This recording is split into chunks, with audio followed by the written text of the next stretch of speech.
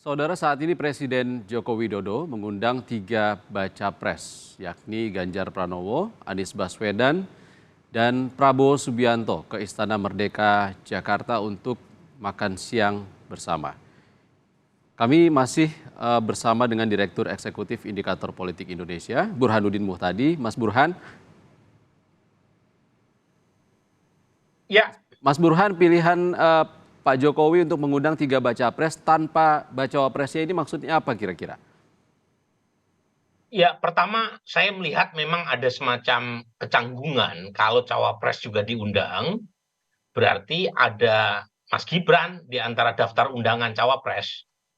Nah, itu yang mungkin membuat pihak istana lebih memprioritaskan untuk mengundang calon presiden saja terlebih dahulu. Kalau jawaban joke-nya adalah mejanya terlalu kecil untuk mengundang bersama para cawapres. Itu kan mejanya terbatas tuh. Itu jawaban leluconnya. Tetapi menurut saya yang paling utama memang lebih diutamakan, lebih didahulukan para capres dahulu yang diundang. Oke. Cawapres mungkin bisa dilanjutkan di acara-acara yang dihelat oleh KPU dan Presiden Jokowi termasuk salah satu yang diundang. Nah, mungkin dalam forum semacam itu kekikuan itu tidak terlalu terjadi. Artinya untuk meredam isu politik dinasti juga yang belakangan ini ramai sekali, Mas Burhan. Betul, dan jangan lupa tujuan undangan ini kan dugaan saya salah satunya adalah ingin memberi gesture, keyakinan, komitmen, sinyal kepada publik bahwa Presiden Jokowi akan bersikap netral ya dalam perhelatan elektoral 2024 nanti.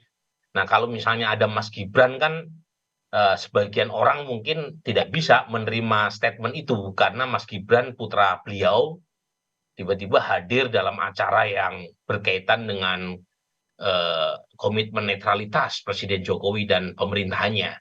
Jadi memang secara politis ya lebih baik memang para capres dulu aja yang diundang. Karena nanti takut jadi noise kalau Mas Gibran ikutan hadir dalam acara ini. Menurut Anda itu langkah yang tepat nggak dari Presiden Joko Widodo untuk meredam isu ini? Ya, itu tergantung tujuan. Tujuan utamanya kan satu ingin memberi gesture bahwa Presiden Jokowi itu ingin netral. Meskipun lagi-lagi kita harus tidak serta-merta menerima argumen semacam ini, karena harus dicek ya apakah komitmen ini hanya berhenti sebatas gimmick, sebatas komitmen verbal tanpa bukti atau tidak. Tetapi kalau misalnya hanya 3 capres yang diundang, tujuan tadi kan lebih mudah untuk disampaikan kepada publik. Tetapi kalau misalnya cawapres itu diundang, ada Mas Gibran di dalamnya, publik kan nanti bisa kesedot pada hal lain di luar dari tujuan yang ingin dicapai. Tujuannya kan ingin memberi komitmen netralitas tadi, kemudian saat yang sama juga ingin mengakrabkan dengan ketiga capres. Kita tahu bahwa selama ini ada banyak tudingan terhadap Presiden Jokowi bahwa Presiden Jokowi hanya menganak emaskan terutama Pak Prabowo ya. Kemudian Mas Anies tidak pernah tampak di publik bersama Presiden Jokowi. Nah, setelah ketiganya resmi didaftarkan ke KPU ya, Presiden Jokowi punya semacam celah untuk bisa mengundang ketiganya sebagai negarawan sekaligus sebagai presiden yang ingin menitipkan pesan sekaligus legasi beliau kepada calon pemimpin nasional berikutnya.